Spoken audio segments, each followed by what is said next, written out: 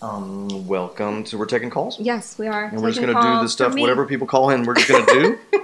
I believe someone just called in and said, "Hey, tell me about this game show you've created." Oh, the At Midnight show. The At Midnight show with Chris Hardwick. We started. The guys from Serious Business, this company, and Funny or Die had this idea, and they said, Tom, will you host a game show for us?" And I was like, well, I don't know, but I guess I'll try it. So we did a pilot called Twitter Dome, and it was terrible. Oh. But it was also wonderful. It was in a Thunderdome, like the movie, like Mad Max Beyond Thunderdome, and the competitors would be led in by ninjas, people dressed in ninja robes, and their thumbs were in thumb handcuffs, so they couldn't operate mobile devices. And I had a sidekick who played a French horn. Like when time was up, you'd get like a... And it was probably one of the stupidest pilots that's ever happened in the history of the world. Are you making this up right now? I'm not making up this. Every word I'm telling you is the truth. Is how the show came to be. Oh my goodness. We did Twitter Dome in the big weird dome. The first guests were Kumail Nanjiani, Tasha Leggero, Weird Al Yankovic, and Comedy Central really liked it. Yeah. And they said, let's get rid of so many of these elements. First off, the ninjas in the Thunderdome is just stupid, and the French horn is annoying. Right. And then they had wanted to do a show with Chris, so they brought in Chris, and I was nervous about hosting a game show, so but Chris is way better at that than me, so it all kind of came together perfectly, and now that's the show that you have. And you're an excellent contestant. I've done apparently according to Wikipedia, I've been on 20 times, and I've only won 7. Which is fucking terrible. But I like to watch you. Thank you very much. I guess I'm like the Cubs. I would say I'm like the Cubs, except the Cubs just won the World Series. But you've won 7 times. 7 out of tonight will be 21. So that's terrible. I think you're going to win tonight. I don't think so. I'll tell you who's going to win tonight. You ready? Oh, if I'm wrong, your money back. Sports going to win. Oh, you think? Yeah. Yeah. Sports going to win. Well, it's your show. You would know. Did you like doing stand-up? I enjoy doing stand-up. Stand-up is a lot like a drug. You know, once you start doing it, you want to do it a lot more. And if it goes poorly, you can never sleep because your adrenaline's going. You're very upset, and you think about it over and over again. And if it goes really, really well, you can't sleep because it went so well that your adrenaline's going, and you can never. And so, it's a Mobius of insanity, but it is a lot of fun. In the right circumstances. I do feel now that I'm a parent, stand-up and parenting are tricky. Yeah. Just because most stand-up happens in bars starting at like 9:30, 10 o'clock at night. Right. Yeah. Not simple. No, it's really complicated, yeah. How many kids do you have?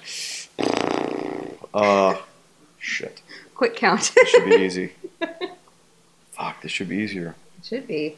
Really easy. Can we pause and I'll look at my Facebook page? Yes, would you check your Instagram? He's definitely on my Facebook page, right? Yeah, it is. I have one son who's 7.5. Oh. Yeah. 7 is fun. I have 2 sons, so I get you. Yeah. It's fun. It is fun. It's fun in air quotes. Yeah. But it is why people... The pictures that you put on social media of doing fun stuff is fun. Right. And then there's a lot of like fucking hard work in the in-between part. And then in the in-between, you're mostly like a busboy. Yeah, and then a chauffeur. No, you're just picking up dishes and stuff. Yeah. Just like, if you ever wanted to pick up wet spaghetti off of like a regular floor. Have kids. Kids. Although then they get to an feeling age of just spaghetti in your bare hand.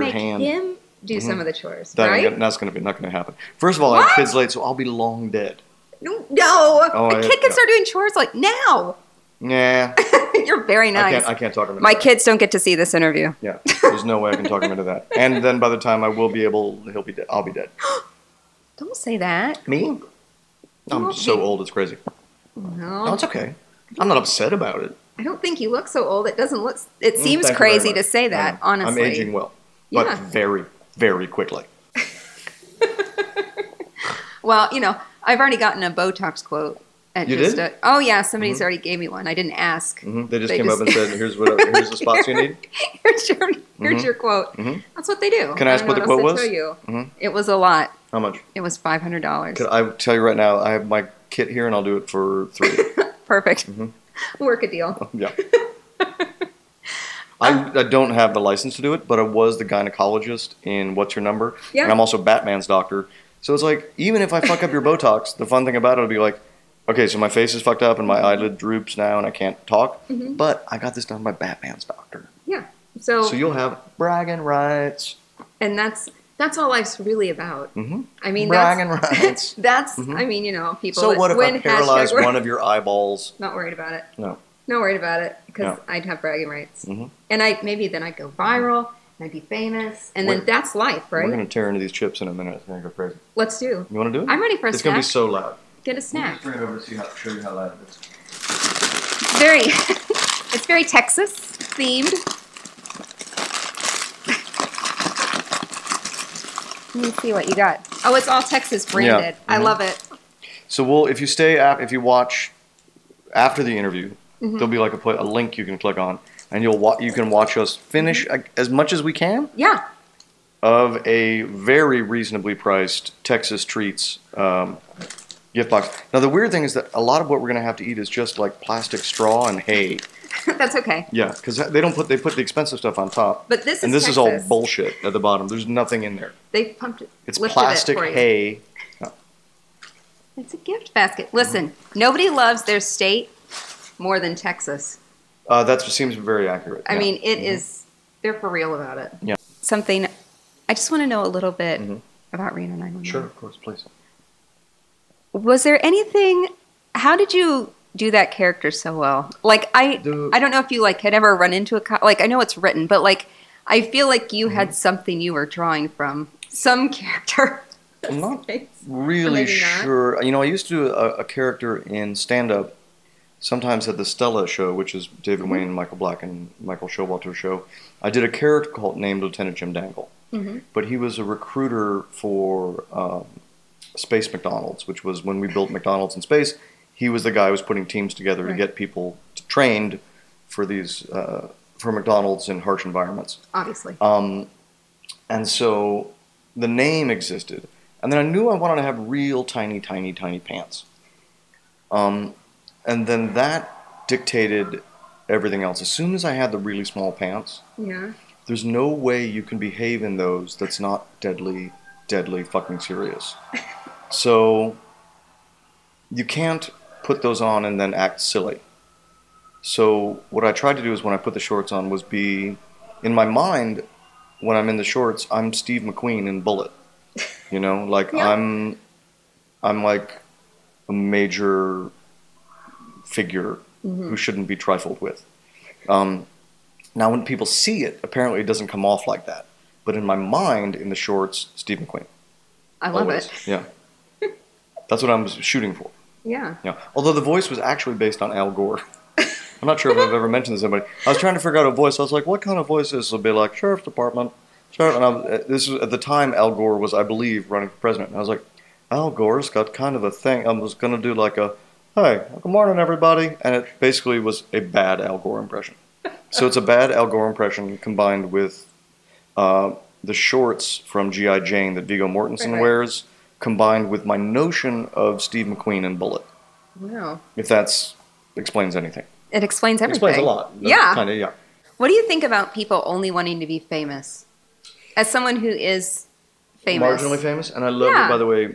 Don't think that I won't lie awake at night when I'm like, as soon as she said I was famous, she shrugged and was like, famous? You threw that like quite a little bit of a question mark after it. Well, there's a couple things I want to say about it. One, I think that now there's so much more ability for people to create content that there are a lot more people in the market, and you can find people that you really like, and there's more room for that. Whereas it used to be somebody was controlling every single thing that comes through. Gatekeepers of, and now there's not a lot of gatekeepers, and really, I think that I think it makes a different kind of thing. Yeah, it's interesting because there's as I'm the least famous, I'm in a very strange place, which is everyone knows me, and they cannot ever figure out why. I know why. They think they usually think that I fixed their air conditioning, or that we dated in junior high school. Exactly. They can never quite figure it out, which is, I have to say, totally an accident. Because I would have loved to have been probably a big movie star. But the secret is don't be a movie star. Be a movie actor. Movie stars come and go. Movie stars are disposable. Yeah. They do not last for a long time. Some of them last for a little while, but not all of them. Sorry, I had a falafel before. I'm just going to be polite. So, movie stars come and go. Movie actors hang around forever. Beth Grant? Oh, yeah, I see? know. My hero of acting is Stephen Tobolowsky. See, and I can't picture You have no idea who that Nope. is. If you saw him, you would go, oh my God, that guy. Stephen Tobolowsky. You can put up a picture of him right now in the interview if you want. I will, for sure. And then everyone will be like, oh my God, of course, that guy. Yeah. Yeah, literally in everything. But don't you think it's kind of interesting how that does? I mean, I think I would rather, if I was a famous person, I would rather be recognized but not followed.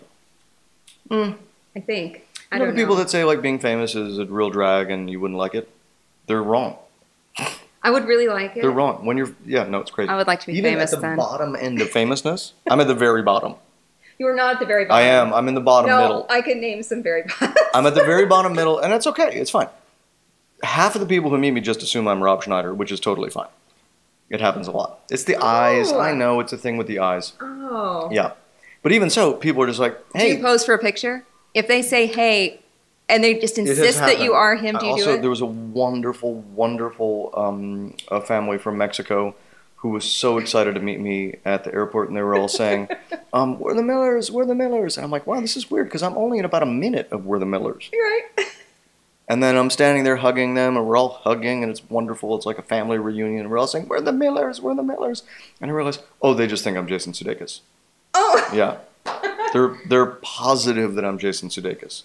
Yeah. And that was okay. Yeah, it's happened. okay. Yeah, it was fine. I have been asked for a celebrity photo, and I pretended to be the person eventually. Amy Adams. Yeah, it was. I'm aware. I told them no. I said I'm not, but they insisted, and I just thought. It's a big smile. By the way, can you, just for fun, next time someone comes up and goes, oh my God, are you Amy Adams? You say, yes, and I'm so sorry, but I just wet my pants really, really bad. You will give them the greatest story of their lives, and they'll be like, oh, can I get a picture with you? I'll be like, I would love to, but I literally got to go change, because, like, I thought nothing was going to come out, and then I, like, peed a ton.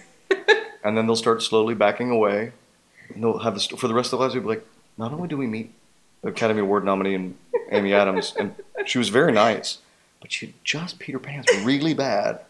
It was just a weird night. Yeah. Yeah. A big night. I'll do it if you do it next time someone says you're Rob Schneider. Oh, absolutely. Okay, done. Yeah, done. Tweet me when you do it. Are you ready for snacks? You want to do some snacks? Let's do snacks. Let's open the snack bag. Yeah, let's just set the microphone here We're so going you can to. hear it. Right? Yeah, that's fine.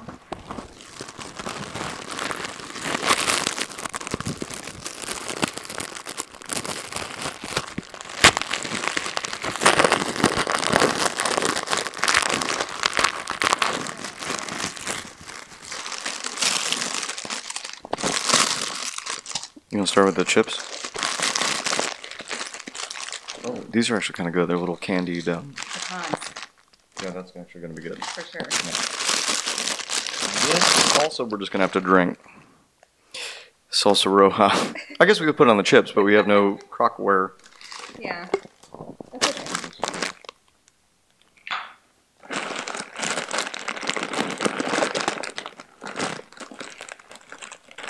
How is it? It's actually really good. You know what? Do you care? No, good. It's pretty good, isn't it? It is. It's definitely good. Everything's better in Texas. Everything's better in Texas. Wow. We stopped at this juice bar today, and we all bought T-shirts at it. Did you really? Yeah. Oh. They're right here. Okay. One. Just sit and have some stuff for a while. Bad opening it though. Oh wait, Swartzen's up. Oh my God, now we're getting close. Okay. Are we? Yeah, we actually are close now. Oh, are they up top? I'm just gonna let the microphone hear me eat a couple chips real quick. We've made them anxious. Okay. Are they? That was All super right. fun. Thank you. It was super fun. Thank you. It was awesome.